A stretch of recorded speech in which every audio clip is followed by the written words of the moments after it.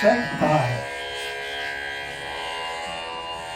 अष्ट सिद्धि नवनिधि तू दाता,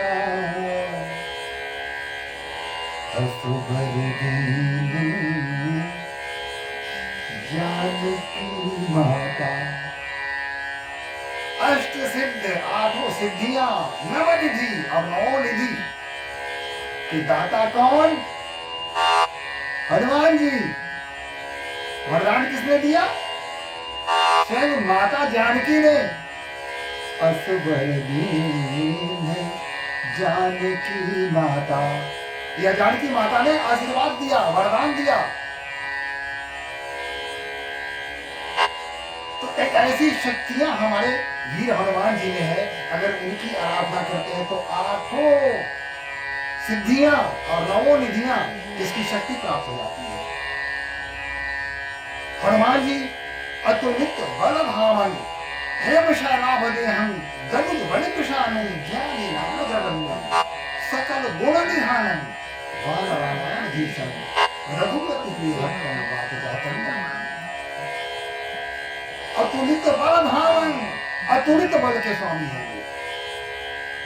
तुलना नहीं की जा सकती भगवान श्री हनुमान से और किसी के साथ। अतुल्य है, ऐसे शक्तिशाली हैं जिसकी तुलना किसी की से अतुल्य, तुलना की ही नहीं जा सकती, यानी उससे बड़ा कोई बलवान हो ही नहीं सकता। अतुलित बल भावन, हेम शैलाभ देहं, और विशाल शरीर धारण करने वाले। और फिर अति लघु रूप पवन सुत किंधा, अति लघु रूप, लघु में अति सूक्ष्म, जिसको खुली आंखों से देखना संभव नहीं है, ऐसे रूप धारण कर लेते हैं वो। तो जो इतने बलशाली हैं, दनुज बल कृशानु, और जो दानव हैं उनके शत्रु हैं वो। यही नहीं, बुद्धि, बल, विवेक, ये सबके स्वामी है वो। शारीरिक बल चाहिए तो हनुमान जी की शरण में जाना पड़ेगा, ज्ञान चाहिए तो श्री हनुमान जी के शरण में जाना पड़ेगा, विवेक चाहिए तो श्री हनुमान जी के शरण में जाना पड़ेगा। ज्ञानी नाम अग्रगण्यम, ज्ञानी, ज्ञानियों में ज्ञानी, ऐसे हमारे हनुमान जी हैं। उनकी साधना करने से सारी सिद्धियां प्राप्त हो जाती हैं। अष्ट सिद्धि नवनिधि के दाता, असुर दीन जानकी माता। तो सारी सिद्धियां उनसे प्राप्त होती हैं। दैहिक, दैविक, भौतिक, ये जितने प्रकार के ताप हो, ये ताप वहां नहीं जाता जहां राम राज्य हो, और जहां हमारे श्री हनुमान जी वहां उपस्थित हैं तो वहां नहीं होता है। एक बात और, जैसा मैंने कहा था, बुद्धिहीन तनु जानिके सुमिरो पवन कुमार,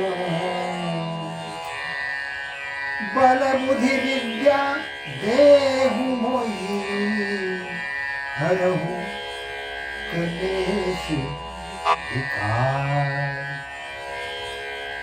क्लेश और विकार, ये क्लेश 5 होते हैं। अविद्या, अस्मिता, राग, द्वेष और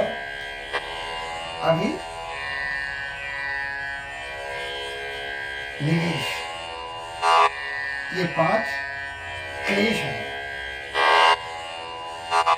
ये अविद्या क्या है? आज हम अविद्या पर थोड़ा सा प्रकाश डालने का प्रयास करें कि अविद्या होता है कि ज्ञान कुछ भी नहीं है, लेकिन महाज्ञानी होने का ढोंग करते हैं, इसको अविद्या कहते हैं। जो नहीं है उसी को मानते हैं, जो है उसको नहीं मानते हैं, यही अविद्या है। आज समाज में सर्वत्र अविद्या का साम्राज्य फैला हुआ है, ढोंग फैला हुआ है।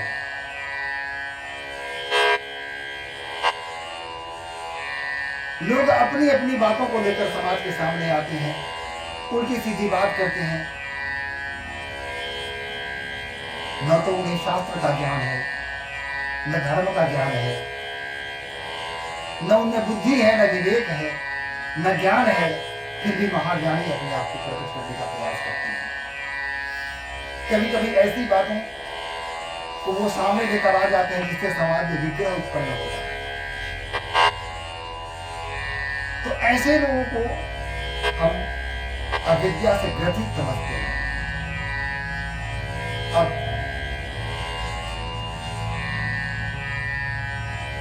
मनुस्मृति की बात होता है। मनुस्मृति में कुछ ऐसे श्लोक जोड़ दिए गए कामांतर में जो प्रक्षिप्त है, मनुस्मृति का अंश नहीं है। लेकिन जिसने मनुस्मृति को देखा भी नहीं, वो अपना ज्ञान मनुस्मृति पर बघाड़ना शुरू कर देगा। यह बिना कुछ देखे, यह बिना कुछ जाने कि मनुस्मृति आखिर कहता क्या है। यत्र नार्यस्तु पूज्यन्ते रमन्ते तत्र देवता। यह श्लोक मनुस्मृति का है। जहां नारी की पूजा होती है, देवता वही निवास करते हैं। जो ग्रंथ इतनी बड़ी बात कह रहा है, नारी के संदर्भ में जिसके हृदय में इतना प्रेम हो, उस मनु महाराज को हम कटघरे में खड़ा करने से नहीं चूकते। ये अविद्या का लक्षण है। जो महान ऋषि ने नारियों को इतना ऊपर स्थान दिया, सर्वोत्तम स्थान दिया, उनकी हम भर्त्सना करने से बिल्कुल नहीं सकते। इसे अविद्या कहते हैं। हम जो हैं वो दिखते नहीं, जो नहीं है वो दिखने का प्रयास करते हैं। हमें ज्ञान कहीं का भी नहीं है, कुछ भी नहीं है, फिर भी हम दिखाते हैं कि हम तो बाहर ज्ञानी हैं। यही अविद्या है। अविद्या के बस में लगभग अधिक से अधिक लोग हैं। लोग धर्म का व्याख्या करना शुरू कर देंगे। किसी एक संदर्भ को लेंगे। अब रामचरित मानस को लिया जाए, जब भगवान श्री राम ने अनुनय विनय किया समुद्र से कि हे समुद्र, आप मुझे साथ अपना मार्ग दे दीजिए ताकि मैं लंका को प्रस्थान कर सकूं। 3 दिन तक प्रार्थना करते रहे और तब पुरुष में भगवान श्री राम ने कहा कि विनय न माने जल विजलन, गए 3 दिन बीत, बोले राम सको तब, भय बिनु होई न प्रीत। ताकि ये समुद्र ऐसे मानने वाले नहीं। 3 दिन से लगातार मैं प्रार्थना कर रहा हूँ, अनुनय कर रहा हूँ, और फिर भी मेरी बात सुन नहीं रहे हैं। ये सुनने लगा लक्ष्मण तो शेषावतार है। बात बात पर उनकी नाकें चढ़ जाती हैं, भौएं चढ़ जाती हैं। भगवान श्री राम अनुनय विनय कर रहे थे, प्रार्थना कर रहे थे, लक्ष्मण जी नाक मौसी खोल रहे थे। क्या कर रहे हैं ये मानने वाला है? एक बार पानी निकाल दिया, सुखा दिया पानी। झूठ झूठ के प्रार्थना करने की क्या जरूरत है? भगवान राम कहते हैं कि घबराओ नहीं, तुम्हारी भी मनोकामना पूरी होगी, शांत रहो, धैर्य तो रखो। लक्ष्मण जी में धैर्य का अभाव था। वो तुरंत करना चाहते थे, जो भी करना है अभी कर दो। राम जी कहते थे ठहरो, समय आने दो, सब होगा। 3 दिन के बाद जब भगवान श्री राम ने कहा कि विनय न माने जल भी जलन, अब ये विनय मानने वाला नहीं है। 3 दिन से लगातार प्रार्थना हो रही है। बोले राम सको तब, भय बिनु होई न प्रीत। अब बिना भय के प्रीत होना संभव नहीं है। बताओ लक्ष्मण, सरासन लाओ, अभी इसको पानी सुखाते हैं। उसी समय ब्राह्मण के रूप में समुद्र प्रकट होता है और प्रार्थना करता है। और उस प्रार्थना के क्रम में उसने कहा था,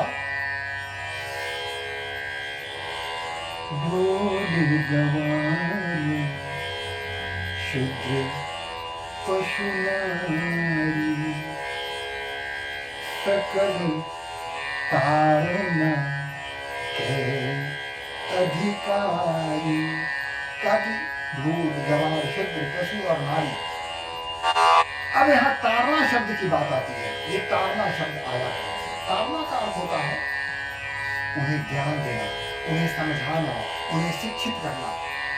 लेकिन ये जो अविद्या से ग्रसित लोग हैं, महाज्ञानी अपने आप को समझते हैं। कि तारना का माने मारना कितना होता है?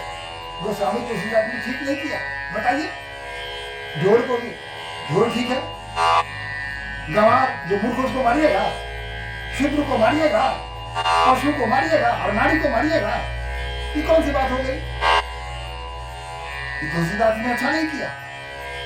ये शूद्र विरोधी है, ये नारी विरोधी है, हम इनका बहिष्कार करते हैं।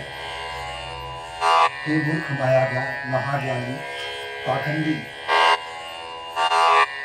ये हिंदी, ये जो श्री रामचरितमानस की रचना गोस्वामी तुलसीदास ने की थी, हिंदी में नहीं की थी, अवधी में की थी। तो इसको रामचरितमानस को जानने के लिए पहले अवधी तो सीख ले। तुम्हें तो हिंदी भी नहीं आती है, अवधी सीखने का तुम्हारे पास समय है नहीं। अवधी सीख लो तो पता चलेगा कि यहाँ तारना का अर्थ होता है समझाना, बुझाना, शिक्षित करना। तारना का अर्थ मारना पीटना नहीं होता है। तो ये कहां से बात आई? अविद्या के कारण। जो अविद्या से ग्रसित है, ज्ञान का दूर दूर तक कोई उनका परिचय नहीं है ज्ञान से, लेकिन फिर भी अपने आप को महाज्ञानी कहते हैं। तो ऐसे लोग भी समाज के लिए, धर्म के लिए, देश के लिए एक पाखंड बनाते हैं, दूसरों को दिग्भ्रमित करते हैं, उन्हें विचलित करने का प्रयास करते हैं, सामान्य लोगों को विचलित कर देते हैं। तो इन लोगों से भी बचना अत्यंत आवश्यक है। तो इस अविद्या को दूर करने के लिए कह रहे हैं कि इस अविद्या को भी कौन दूर करेगा? भगवान श्री हनुमान दूर करेंगे।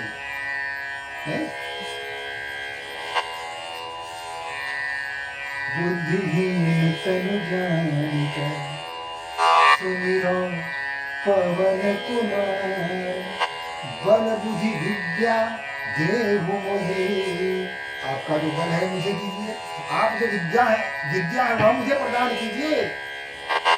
बल बुद्धि विद्या, और इसके साथ हरो, और हम में जो क्लेश है, विकार है, उसको हरण कर लीजिए। और उस क्लेश में जो पहला शत्रु है वो है अविद्या। इस अविद्या को हमसे दूर कर दीजिए। ये बार बार प्रार्थना करते हैं। तो यही है, भगवान श्री हनुमान की प्रार्थना करने से भगवान राम की प्रार्थना अपने आप हो जाती है। जहाँ भगवान राम की कथा हो रही हो, हमारे वीर हनुमान जी किसी न किसी रूप में वहाँ कहीं न कहीं प्रकट होते हैं, वहाँ बैठे होते हैं, ध्यानमग्न होते हैं और श्रवण कर रहे होते हैं। और जहाँ श्री हनुमान जी की कथा हो रही हो, वह कथा सीधे भगवान श्री राम को चली जाती है।